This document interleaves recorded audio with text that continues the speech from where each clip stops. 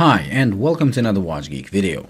Today I'll be doing a review of the GBA-800 G-Shock, which I'm liking a lot more than I thought I will. But first, I would like to thank Silvertime Watchstar for supplying this watch, and if you want to check them out, you can click on the link in the description. This watch was released in January of this year and is another addition to the family of Bluetooth-enabled Casio watches.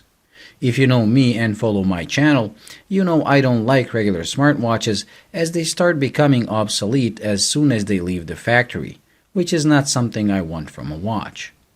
Then you might wonder why I like this. Well, this is a bit different.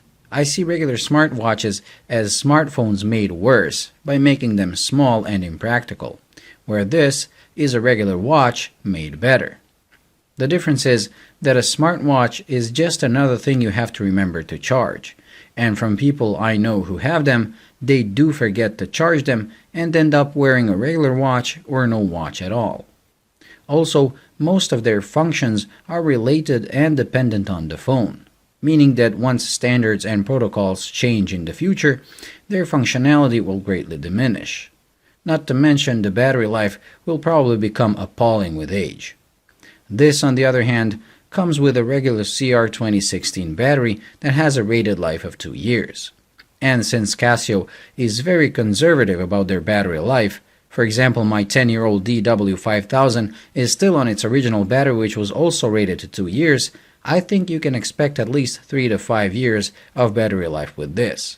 After which, you just replace it and you're good to go. Also, all the functions that this watch has, although improved by using a smartphone, are available on the watch itself even without using a phone. So anything you're able to do with it now, you will be able to do 20 years from now when phones, as we know them, will no longer exist.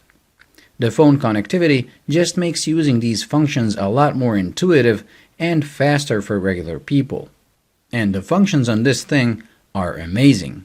It has the regular G-Shock functions that we find on their basic models, but improved. So the usual 5 alarms are here. The world time function is just a dual time function using the watch, but becomes a powerful 300 city world time function with swap option once you pair it to the phone. The watch has a 24-hour stopwatch with a target function and 200 lap memory, meaning it will store and display stopwatch data for 200 laps or split times. Again, much easier to view and compare once the watch is paired to the phone. Then there is a countdown timer that was designed specifically for interval training. It has a 60-minute timer, but before you dismiss it as too short, wait until you hear the whole story.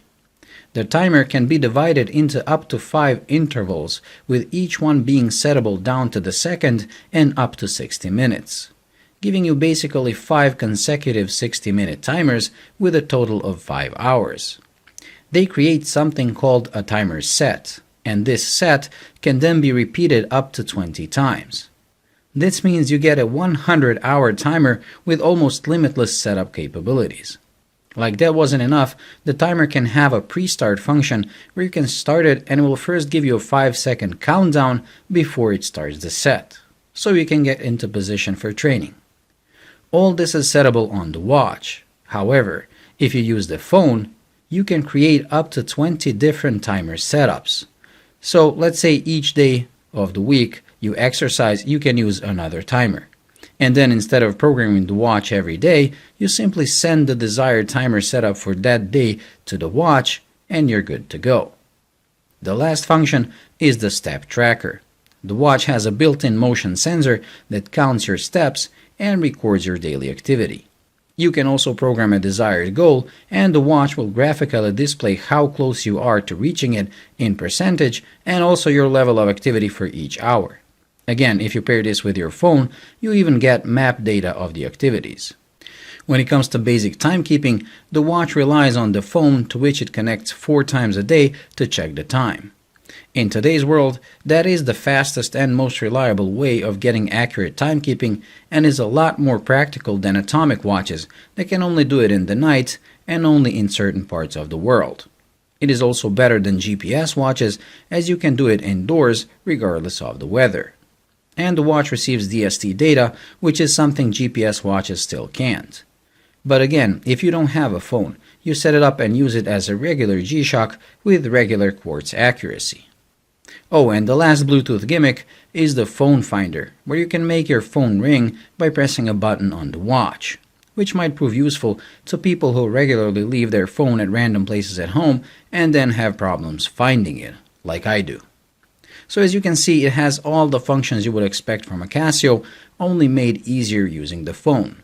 Not to mention it comes with the usual G-Shock toughness and 200 meter water resistance.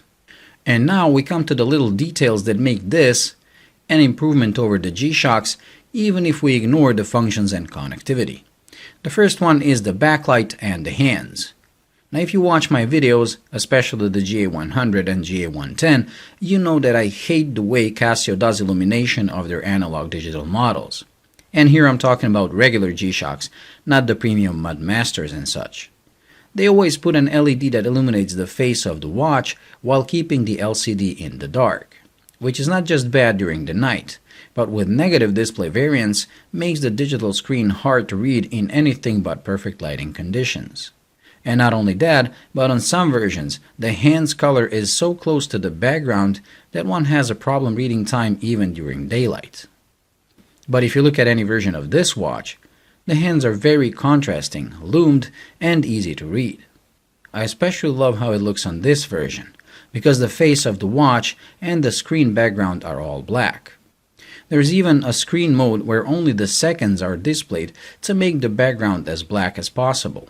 When you combine that with the hands that are brilliant white, you can read the time without touching the light in almost any condition except pitch dark. And once you do get yourself in pitch dark, pressing the light button reveals that there's one LED for the analog part and another for the LCD part. Now that's how you should do analog digitals. The inclusion of the backlight for the LCD means that you don't have to worry that the display is negative. Like on GA-100 for example, where people keep asking me if they can make the display brighter somehow. On this one, they won't complain because of the mentioned light, but also because the display is pretty bright on its own. The second detail is something I have seen on Timex watches years ago and mentioned it a couple of times on the forums, asking why Casio doesn't come up with something like that, and it's regarding the keeper. On regular G-Shocks, it sometimes slides around as there's nothing holding it in place. It's especially true with metal ones, found on Master of G watches. On this, Casio made a little lip on the keeper that gets into the holes on the strap, which means that once you put it in a certain position, it's going to stay there. It's brilliant, and I hope they start implementing it into more of their new releases.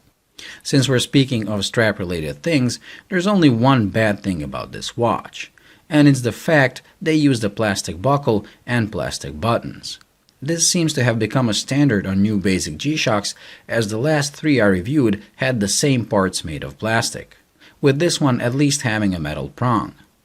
Buttons being made of plastic is okay with me, as they don't suffer extreme stress. But when it comes to the buckle, although I'm sure Casio knows what they're doing and it's strong enough, I would just feel safer if they made it from stainless steel.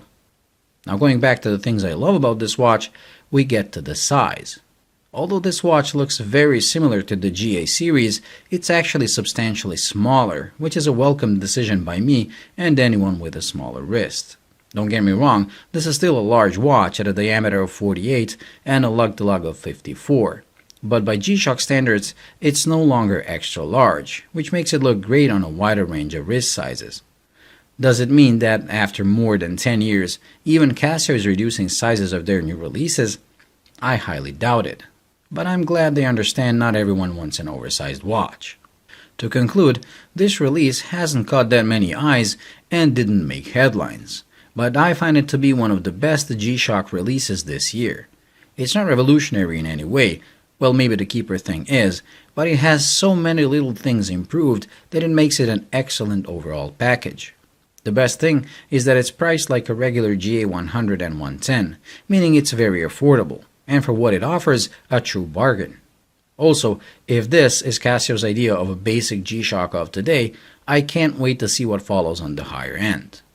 Now, as you might have guessed it, so far I have completely fallen in love with this watch, which made me decide that it will be the one I will give away to one of you as a celebration of the channel reaching 10,000 subscribers.